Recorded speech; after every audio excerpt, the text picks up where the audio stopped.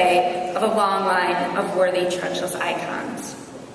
Tonight we honor 3 individuals that embody the characteristics and value of a true NASTT Hall of Famer.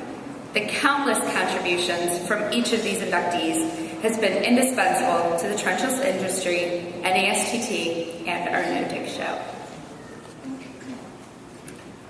The very first inductee into the new Trenchless Hall of Fame is the late Mary Vermeer.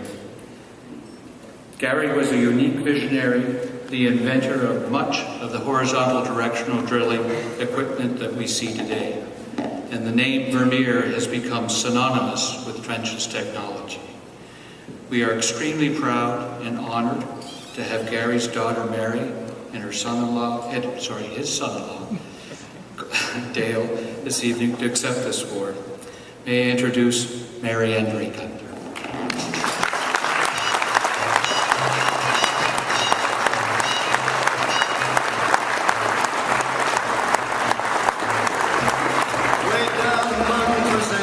Coffee beans grow by the billions, so they've got to find those extra cups to fill. They've got an awful lot of coffee in Brazil. You can't get cherry soda, cause they've got to fill that quota. And the way things are, I'll bet they never will. They've got a zillion tons of coffee in Brazil. Well, on behalf of the Gary Vermeer family and Vermeer Corporation, I am deeply honored to accept this award and to have my father inducted into the Hall of Fame of this fantastic organization. My dad started our business 64 years ago, and very simple mechanical wagon hoist to lift up a wagon so it was easier to get the corn out. My dad was always looking for a better way. And early in the 50s, he had done a lot of tiling with his father, putting in tile to get the water off the land, and he thought there ought to be a better way. So he worked on a PTO tiling trencher, and that really became the beginning of our underground solutions or underground products. And there were many other things that continued to grow and develop, including tree spade, a stump grinder, the first round hay baler. And all the time, my dad would always say, well, you know, there's got to be a better way to do this. And I remember very well in the late 80s, early 90s, sitting in a meeting room with my dad, and we were talking with one of the engineers, and we started talking about horizontal directional drilling and pneumatic molds.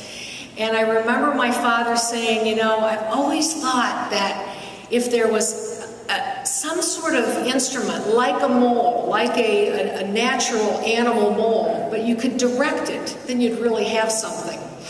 And so he was definitely supportive of this industry, very interested in watching what was going on. He was basically in retirement at that point, at age 70, but very influential in encouraging our engineers and our technicians to always look for a better way.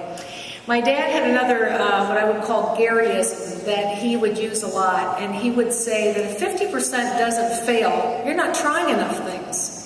And so in our museum, we've got a white elephant wall, and that was his favorite place to take visitors when they would come to our museum. He'd like to show them all the things that didn't work. He would like to show them the grave digger that dug its own grave, and the circle trencher, and all kinds of things. There's a great book out called The Innovator's DNA, Clayton Christensen, and he writes about innovators and that there are 5 discovery skills of associating, observing, questioning, networking, and experimenting. And I think that's what's so great about this industry. Experimenting is the biggest differentiator between inventors and non-inventors. And again, my dad would say, you got to keep trying things, and a lot of them need to fail to get the ones that are really going to work.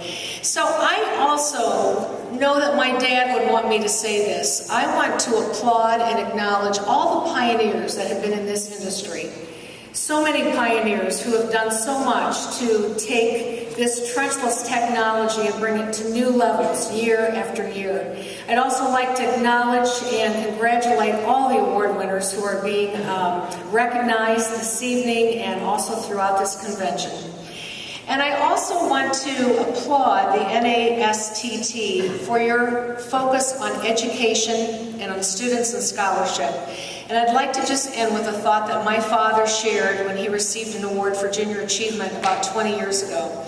He said that his grandfather had come to the United States in 1856 and found it was a land of opportunity.